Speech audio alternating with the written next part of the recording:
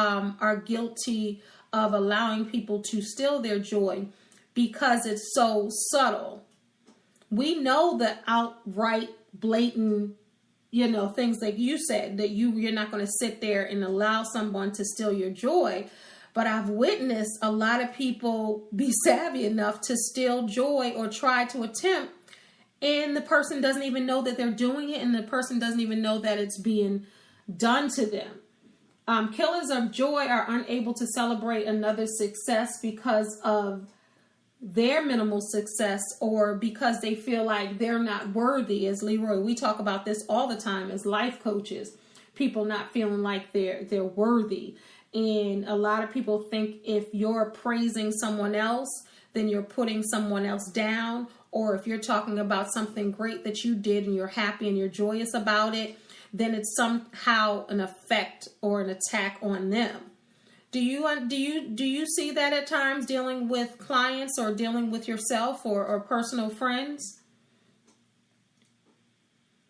Well, I'm sorry, you sounded kind of choppy there, Kendall. Can you repeat the last piece of what you said? Yeah, your line is going in and out. So I think that's what it is. I was just saying, have you ever experienced a time where you have witnessed someone doing it and not even realize they were doing it, or just were in an awkward situation at some point, like someone in your circle or a stranger doing it to maybe someone else, like in the grocery store or something like that?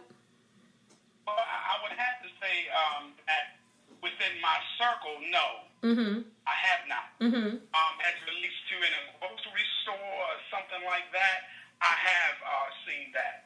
But, at the same time, I am one of those types of people where if someone says something that's degrading or something, so I have also the awareness to toss it up to God and allow God to reveal to me the positive in what has been said or done.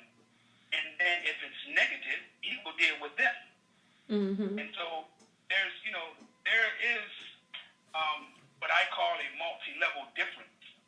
And how one sees, and then put into perspective what exactly one is saying to them or about them. But yeah, I have been doing it for some time as well, where I just toss it up to God and say, God, if it's I receive, and if it's not, you deal with them. Right. And that has been my motto for some time now. Right. Absolutely. I think with and like you said in the beginning, some people don't even know. We talked about that. Some people don't even know what's being done. And I totally agree. And I talk about the difference between happiness and joy all of the time. And, I've even talked about it on this show. We've had a show just talking about, how when we talk, we get into another subject and another subject. And I know I discussed it before, but God gives you joy. Joy is an inner peace that you have. And you have to allow someone to remove that from you. That's something that is unbreakable and unshakable. Happiness is situational. I'm happy I got a new car. I'm happy I got a new job. I'm happy I found $10 on the street. I'm happy that, I'm going to the New Edition concert or something like that. That's happiness. That's situational happiness. But joy is something that can't be shaken if it's true joy. And that's the thing. And a lot of people say, oh, I'm joyous, or I have joy in my heart. And when they decide to allow someone else to take it, because, they decide to allow someone to take your joy, then they get mad because someone has taken their joy. Now, even in ministry, they talk about joy stealers in ministry. And there's even a scripture about people stealing your joy. So this is something that goes back to the beginning of time. And I think it is based on insecurities.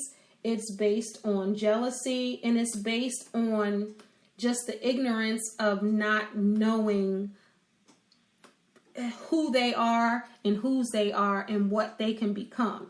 And I think some people, a lot of people, a lot of times don't even realize they're doing it because they carry their negative behavior and baggage around with them. What would you tell someone who is always negative, always down in someone else, always saying, oh, must be nice, I wish I could do that, just always a sarcastic attitude? What would you tell that person if you were in the space with that person and you saw them doing it to someone else? What would you say, Leroy? I always go with the conversation that has been tallied around me for a long time, and that is you treat people the way you want to be treated.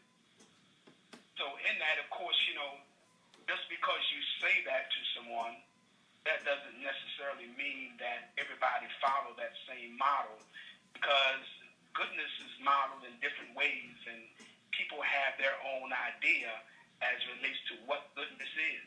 Mm-hmm. There are persons who, may not necessarily intentionally,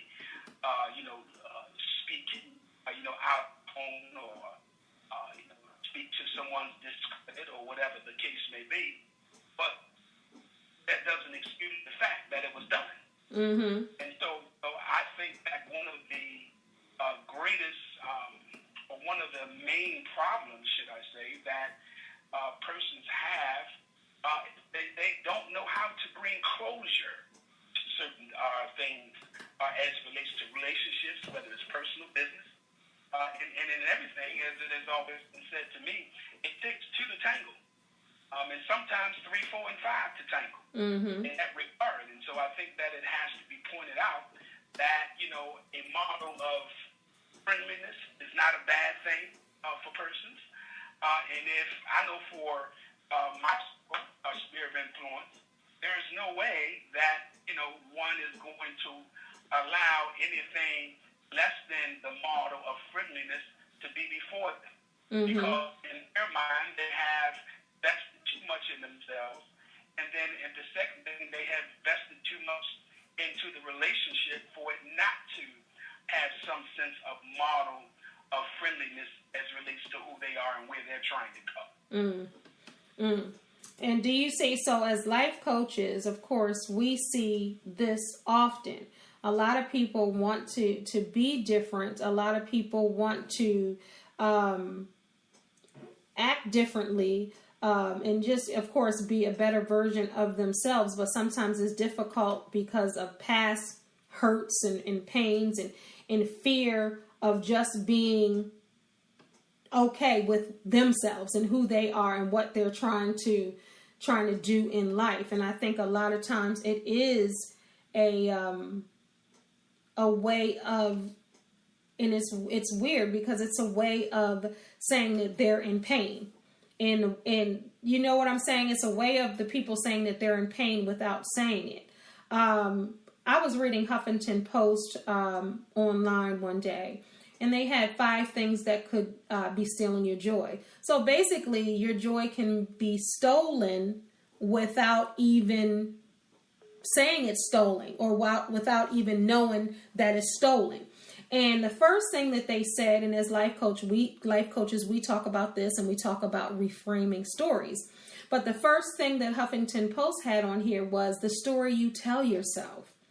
That could be stealing your joy and you don't even know it. What you tell yourself, about others, and everything that happens to you will determine how you feel. Bottom line, only you can change how you feel and be in control of your feelings. And those feelings generally come from what you're saying to yourself. So what are you saying to yourself that'll allow you to steal your joy? Are you saying that you're ugly? Are you saying that you're fat? Are you saying that you're not good enough? You know what I mean? What are you telling yourself? And that's how I looked at that. And number 2 was fear. And, Paul did his first show on fear on Sunday, and he was talking about fear. So that can steal you of your joy. If you're afraid to do anything, if you're afraid of what other people think, how other people feel, what are they saying about me, the fear of missing out, the fear of not being good enough, the fear of losing people in your life, the fear of not being loved or lovable. All of that can stop you from even receiving all the stuff that you're fearful about. And number 3 is your health. So when I think about health and how that can steal the joy, it's just not exercising, not eating right, eating all the things that you shouldn't have. That could steal you of your joy. That could steal you of your life. So when I think about that and not having your mind and your spirit stimulated, that's all a part of health. And then just your spiritual life, that can steal your joy if you don't have one. If you're left hopeless and hollow inside and all of that, that can stop you. Are you doing something that matters? Are you feeling that you're not worthy and you're not living your life how you think you should, or you're not worthy, you're not helping someone? That can steal your joy. And then number 5, it's just like, what do you focus on? What are you focusing on? Are you focusing on the wrong things? Are you focusing on the right things? How do you view your world, your choices, the decisions that you make? Are you focusing on the negativity? Leroy, you know about the law of attraction. We teach that. We live by that. So what are you drawing to yourself? And some people's joy is just leaving them and no one is even stealing them. They're allowing it to go because of what they think about. So how do you think that the law of attraction plays into just your joy being zapped away? Well, I think that for sure that you give life to what you think. I have said on many different studies as well as this one that your thoughts are closely related to what you speak, and what you speak is closely related to how you feel. And so for a case in point, if one decides that, hey, I'm not going to do anything today, I'm not going to even go to the mailbox for that most part, I'm just going to, play music, listen to TV, that sort of thing, chances are they're not going to do anything because this is what they've thought of long before, or this was a part of their thought long before they put their behavior into action as it relates to doing absolutely nothing. And so you do indeed attract what you think, what you meditate on. If you are one that has decided that I want to be a multi-millionaire, and to be a multi-millionaire, that's the thing you meditate on, and you have to have enough strength about you and a very polished work ethic about you that will lead you into that particular place. Where wealth is more transferred more than hindered in that regard. So I believe that, what one thinks, and I'll put it this way, I've even said it, many times before, when I know how far a person thinks, I know how far to go with them. And so for me, I want people talking and expressing themselves in any and all measures necessary. I want them doing that because once I know how you think, I know how far to go. And when I know how far to go, that, tapers and tailors off a lot of things that allows me to play the avoidance game, if you will, where I can avoid certain things from penetrating my space where it would disrupt the direction that I'm going in. Absolutely. That was very well said. And it's up to us to protect us. And before I go into our break, we're at the halfway mark, I want to challenge everyone out there to just listen to yourself for a day. Just listen to the words that you speak to yourself. Are they negative? Are they uplifting, motivational? Are they inspiring? What are you feeding yourself? Are you listening to a bunch of junk that's not pouring into you? Are you listening to people gossip and talk negatively about this person or that person? Are you focusing on your strengths, or are you just talking about what you don't have and how weak you are? I want to challenge everyone every day to think about what is being poured into you. Are you listening to yourself say? What are you saying about you? Because that's a sign of you stealing your own joy and you getting in your way. So on break right now, I want to toss it over to Antonique Smith. And it's an old song, but it's a good song. And she did a remake to Here Comes the Sun. Because after all, you want the sun to come out in your life. You want to chase all of that rain away and the negativity away and focus on the sun and positive things in your life. We'll be right back. Life Enhancement Radio.